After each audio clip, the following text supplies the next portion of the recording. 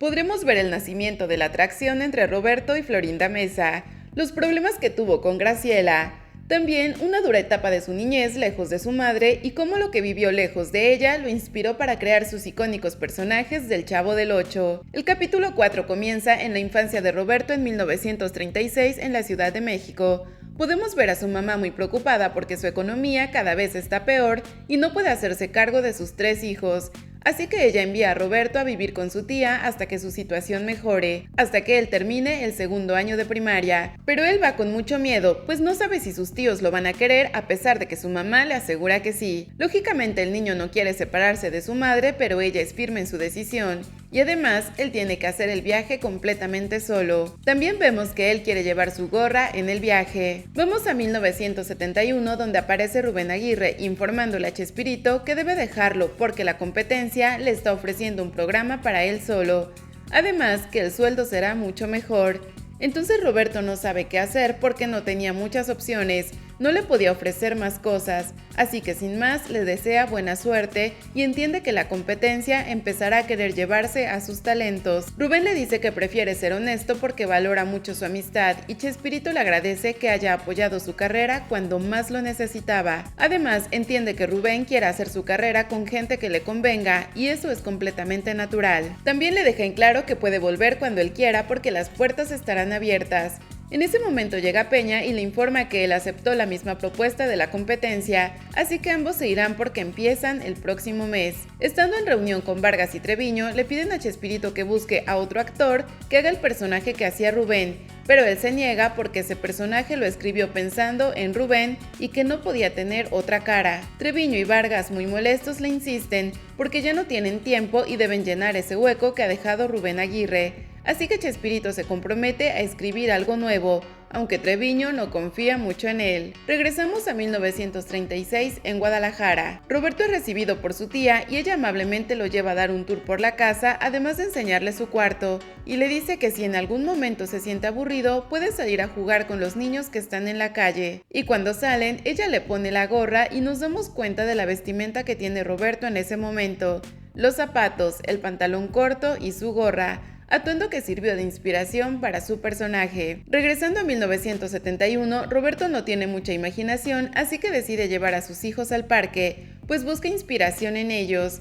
en las cosas que hacen y todo lo que dicen. Ahí ve que su hija toma uno de los tirantes de su ropa y empieza a jugar con él, un detalle que todos reconocemos en el Chavo. Después, ellos van a comprar un globo y el señor descuidado, delgado y muy impaciente lo inspira para otro personaje, el de Don Ramón. Roberto llega a casa e inmediatamente se pone a escribir sobre sus personajes, la descripción física, las actitudes que tomarían, pero le falta un detalle. Y entonces abre un cajón de los recuerdos donde encuentra su gorro de la infancia, ese gorro que estuvo con él en momentos felices y en momentos de inseguridad. Él sigue escribiendo toda la noche y de pronto entra Graciela para darle una torta de jamón, pues por tanta inspiración Roberto ni siquiera había comido. Todos esos detalles de su familia, del parque y de su creatividad hacen que él vaya creando poco a poco uno de los mejores trabajos de su vida. Regresando a 1936, Roberto le pregunta a su tía cuándo volverá a ver a su mamá, pues tiene miedo de que ella jamás regrese por él,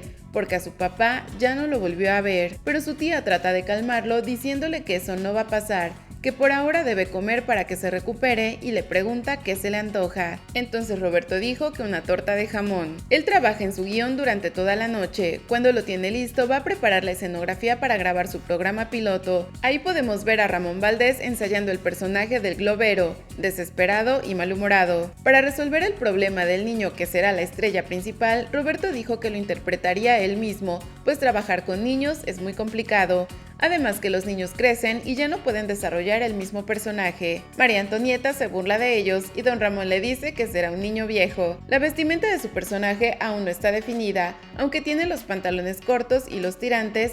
Él originalmente cargaba un balón y tenía calcetas, pero eso sí, era muy molesto. Ensayando una escena, él patea el balón y eso nos regresa a 1936, cuando él ve dentro de una vecindad a un papá que está regañando a su hija, y ella llora de forma escandalosa. Ella tiene vestido y coletas.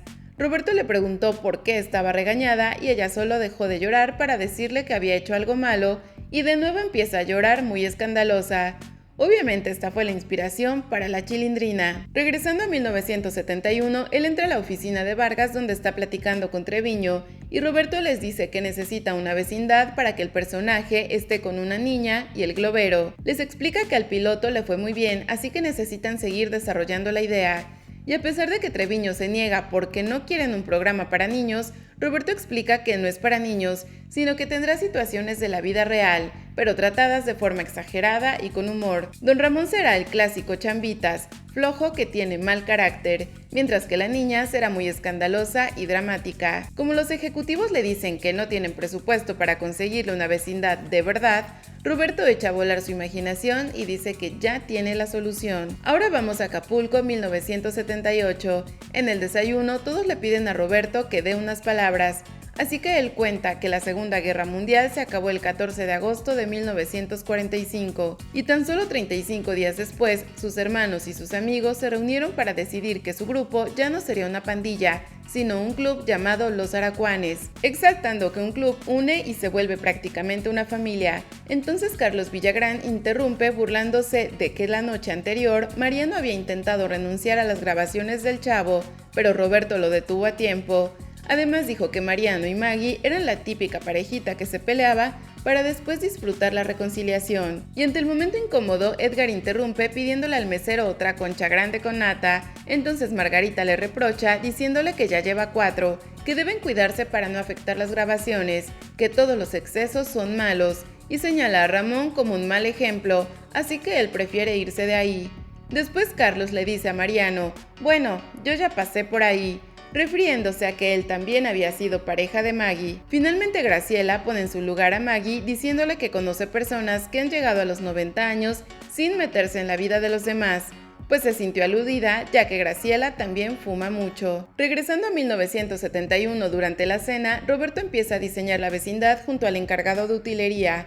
Ponen macetas regadas, la casa de la vieja chancluda, los boilers en las esquinas, los lavaderos comunitarios donde pasa todo el chisme, etc. Y vemos que el barril es muy importante porque en la infancia era donde Roberto se recargaba para pensar. Ya viendo la maqueta, Roberto se emociona y cuando ya la están armando en la vida real, llegan Vargas y Treviño para decirle que si eso no funciona, podrían despedirse del Canal 8. Así que surge el título del Chavo del Ocho. Chespirito va a la oficina de Vargas y Treviño les dice que quiere generar personajes icónicos y entonces recuerda al señor Regordete que le cobraba la renta a su tío, un niño que jugaba con él y su mamá lo regañó diciéndole que no se juntara con la chusma. Llega Eduardo de la Torre y dice que conseguirá actores de renombre para hacer los personajes, pero Roberto dice que no es necesario que sean de renombre. Durante la despedida de Rubén hace un show de ventrílocuo junto a Carlos Villagrán y a Roberto le llaman la atención sus mejillas, así que aunque no sea de renombre lo contrata para su vecindad. Un día viendo la televisión ve un comercial de Edgar Vivar y también lo contrata porque es muy chistoso. Poco a poco va armando su plantilla que es presentada ante Treviño,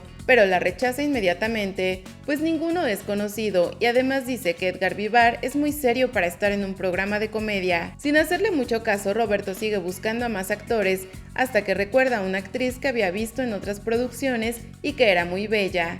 También tenía mucha presencia. Entonces él le ofrece el papel de Doña Florinda, una señora chismosa, con aires de superioridad y con modales. Ella sin preguntar mucho aceptó el papel y es aquí donde se da por primera vez una conexión especial entre ellos. Regresando a Acapulco, Graciela le pregunta por qué no dijo nada en el desayuno, pero él prefiere evadir las preguntas porque ya todos sabemos que le había prometido a Mariano no hablar más del asunto. En ese momento llegan sus hijas para pedirle permiso de asistir al show de Manolo Muñoz, pero Graciela dice que son muy chicas para estar en un bar. De pronto aparece Maggie y les pregunta si van a ir al show. Entonces Roberto le explica lo que pasa y ella les dice que seguramente los encargados las tratarán como princesas, de nuevo metiéndose en la vida y decisiones de los demás.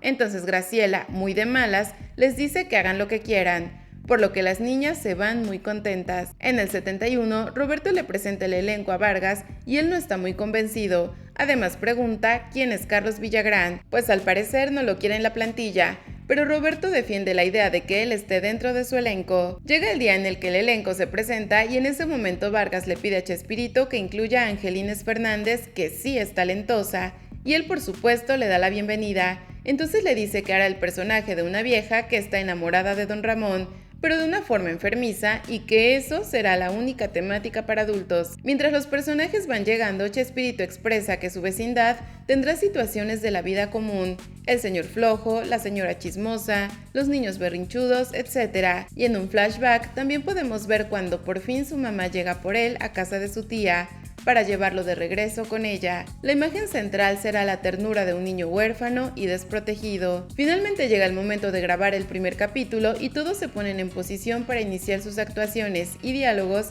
siguiendo la dinámica que conocemos hasta ahora. Así termina el capítulo 4 de Chespirito sin querer queriendo. Esperamos que te haya gustado el resumen y nos vemos en el siguiente video. ¡Hasta la próxima!